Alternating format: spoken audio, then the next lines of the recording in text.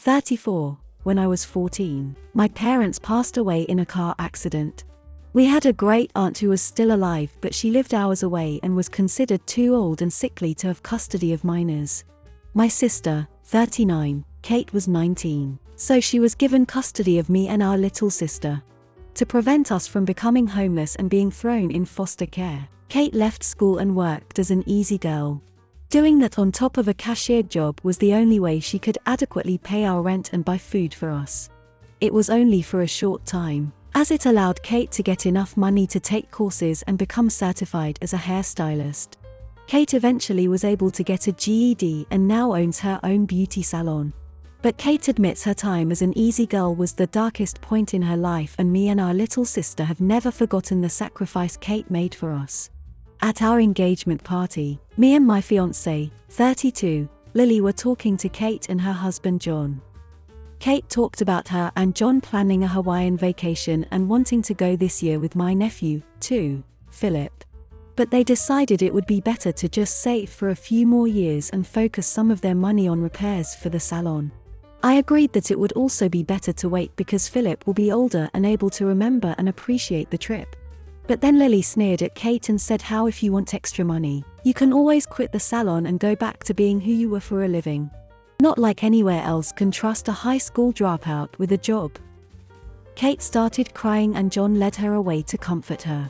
I told Lily to go somewhere else immediately. I didn't care where she went. Just leave so I didn't have to look at her. Lily argued, but I snapped at her to get out of my sight until she left. My future in-laws are calling me heartless and cruel towards Lily.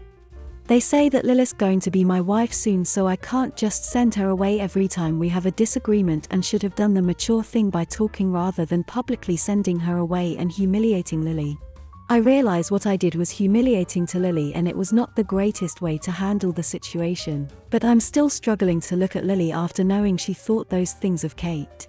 Was I an idiot for sending Lily away? Not the idiot. But dude, this wasn't a disagreement. This was your future wife trying to and succeeding in hurting your sister. Your sister who dropped out of school and did work that she hated, and was illegal and scorned in society, to keep you alive and safe. You aren't the idiot here. But if you're not reconsidering this marriage, you would be one. This is not okay. Why would you want to spend the rest of your life with someone who treats you and your sister with such disrespect? Not the idiot. What kind of person is your soon-to-be wife to just blurt that out of the blue? That's a huge red flag. Has she ever talked to you in private about Kate's previous time? Or was this just out of nowhere? I mean, that's a freaking bomb to drop in the middle of casual conversation about a trip. Like seriously, who the hell does your wife think she is? Not only is it horribly disrespectful and wrong, Kate's sacrifice was instrumental in keeping you out of foster care and becoming the husband your fiancé wants to marry. Not the idiot. I audibly gasped when I read what your fiancé said to your sister. How horribly cruel and completely unnecessary. Kate sacrificed so much in order to ensure her siblings had food on the table at the end of the day, and I'm in awe at the strength it took her to do that when she was practically still a child herself. Your fiancé basically shat on and shamed every sacrifice Kate ever made for you, the man she supposedly loves till death do you part, in an unprovoked and vicious way. Please reconsider if this is the person to whom you wish to be married. You owe your sister more than binding yourself, and your family, forever to such a callous person. I grew up in the Midwest, and after I left I had no desire to return. Unfortunately, home prices where I want to live are insane right now, and have been for a while. My parents generously offered to buy us a house about 5 years ago, the caveat that it had to be in Ohio. No offense to anyone who loves Ohio, but as someone who spent their 20s enjoying the beauty of the Rockies, there is no comparison. I want my kids to grow up in a place where an active lifestyle is the standard, where we can go on camping trips and enjoy hiking together. The times we've visited Utah and Colorado, my kids went nuts and hated going home. My wife and I were just bored in Ohio. So my wife and I decided it's time to move on. It was nice to be around family for a little while, but it's time for us to make our own choices and move on. We sold the house and moved to Colorado. My family is furious about it and has been causing trouble since day one. They were terribly offended at what we were doing and treated it as though we were going out of the way to be hurtful to them. My dad told me that what I did was sneaky and underhanded and I went against every rule in the book. But the house was mine, it was just their money. And we never, ever said we were going to live there forever. I'd even sat down to tell my mom, multiple times, that we hoped to one day move back to the Rockies. She understood. She's heartbroken to not be around the grandkids. But my dad is furious and has been screaming about it to anyone who can hear.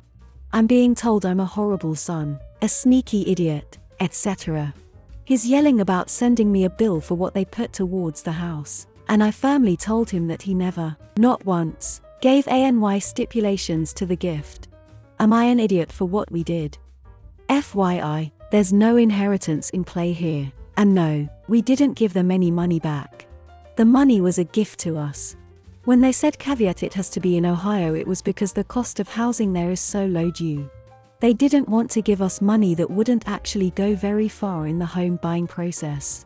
But the money was gifted to us, no contracts, the money itself went into our accounts, etc. I'll accept that folks think I'm an idiot, but don't go making up crap about how we're obviously going low contact and things like that. My dad can send me a bill, but that doesn't mean we have to pay it. I'm sorry, but you are an idiot here. They bought you a house, without asking for repayment, just because they'd like to keep their family close. It's one thing to accept the gift, but it's another to turn around and sell it and then keep the money and use it to move away. That is some serious shady business. If you want to move, fine, but you need to pay them back. Everyone's the idiot here. Your parents are idiots for trying to control you with money, but you went along with it. Usually I am all for the idea that once you give someone a gift, you cannot control what they do with it. But you agreed to certain terms when you accept this gift and sell the house just 5 years later, and using that money to buy a house elsewhere does sound a bit underhanded. You should have at least given him the amount he initially invested back. Not the idiot. They gave a gift, you used the gift while appropriate, and then when it no longer fit your needs, you didn't. One of the risks you take in giving someone a gift is that it won't be the thing they need, or won't be the thing they need forever. A gift that comes with an obligation is just an obligation. And speaking as an ex-Flatlander, yeah, the mountains are better. I can't imagine living anywhere else ever again. Anyway, my wife doesn't lock her car. Anywhere, anytime, it doesn't matter. Dealing with your stuff being stolen or tampered with is apparently less of a hassle than clicking a button. Whatever. She has her things, I have mine. Despite the fact that it drives me crazy, it has never inconvenienced me, and by the way, she has had her car broken into multiple times. She still doesn't lock it. I've told my wife many, many times that, should anything happen while her car is unlocked, including the theft of said car, she's on her own. I told her not to call me for a ride, or expect for me to drive her around trying to get stuff back. If it were convenient for me, she could perhaps borrow my car should hers get stolen, but otherwise, find someone else to clean up the mess you so desperately crave to make. Well, last weekend, exactly what I always knew would happen, happened. She was visiting friends in a kind of crappy neighborhood, didn't have her car locked, and what do you know? It got stolen. Aside from the car being stolen, she had quite a bit of work property as well as personal effects stolen. Car still hasn't been found, and even if it is, it's likely to not have anything left inside. I stood true to my word. I refused to come pick her up. I refused to bring her to the police department to file a report. I refused to help her at all. She used my car briefly the other day when I was off from work, but other than that, she's on her own. I feel justified because it's a conversation we've had 100 times. But now her friends and our families are both making me out to be an idiot. Like it's my fault she has to deal with the consequences of her own stupidity. The thing is, whenever this issue is resolved in whatever way it does get resolved, I can almost guarantee she still won't lock her car. Anyway, am I an idiot for sticking true to my word after my wife's car got stolen because she refuses to lock the doors? Edit. I didn't leave my wife stranded. She was outside a friend's place, with another friend. The friend who lived there drove them both hands. I wouldn't leave my wife alone on the side of the road in a crappy neighborhood. I'm not that much of a cold-hearted idiot. Another edit. I think most of the comments point to me not being an idiot, but I also see the point people made about being there to help your wife and not being petty. She filed a police report, but I don't know how much they can possibly do. We live just outside a big city in the Midwest with reasonably high rates of crime. She contacted her insurance, but I have no idea how that's going to pan out. I've decided to help her. I'll drive her where she needs to go, do all my husbandly duties, and I apologized for being an idiot. I get it. I'm her husband, not her parent, and despite being right, I feel like an idiot having held it against her. Hopefully she learned her lesson, as she is remorseful, but I am still not 100% convinced she will start locking her car. I guess we'll just have to see. The lightest of not the idiot possible. You are both adults and you were very clear on the consequences for her choices. But, what did you really win here, OP? I can guarantee to you that my husband would let me know I told you so at every family gathering from now till death do us part, that he would never leave me in a crappy neighborhood without a ride. Full stop. You warned her not to listen. Other than not taking her to the police station to report it, you're within your reason and you are letting her borrow your car. She can't be trusted with her own car, so in all honesty shouldn't have won and should use public transport. Her own stupidity has consequences, and you warned her months ago that you won't be a chaperone clearing up her mess after she refuses to lock a door.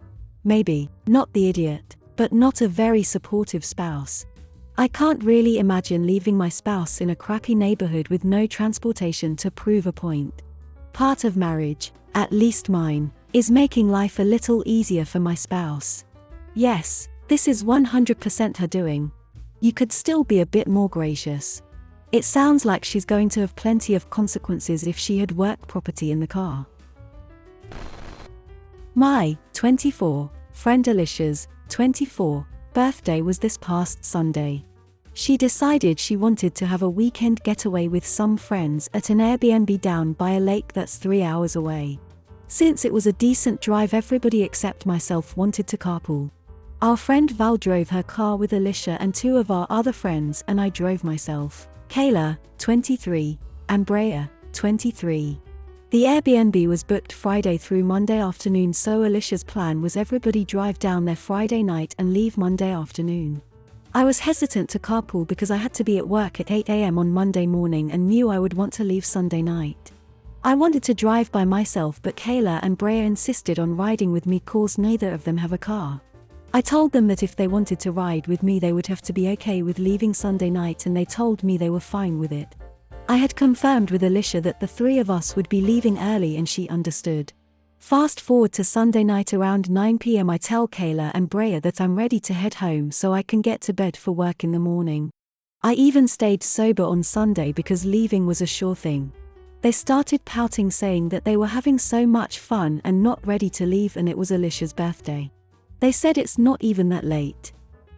I said no, but it is a 3-hour drive which already puts us getting back at midnight, and then the extra time to drop them both off at their houses means I'm already not getting a full night's sleep. They refused to leave with me. They tried to convince me to stay the night and will leave early in the morning. I say no cause we would have to be up really early and I'd rather get home tonight. I reminded them they had agreed to this and they said they didn't think it would be that early. I told them firmly I'm leaving right now and they can come with me or find another ride home.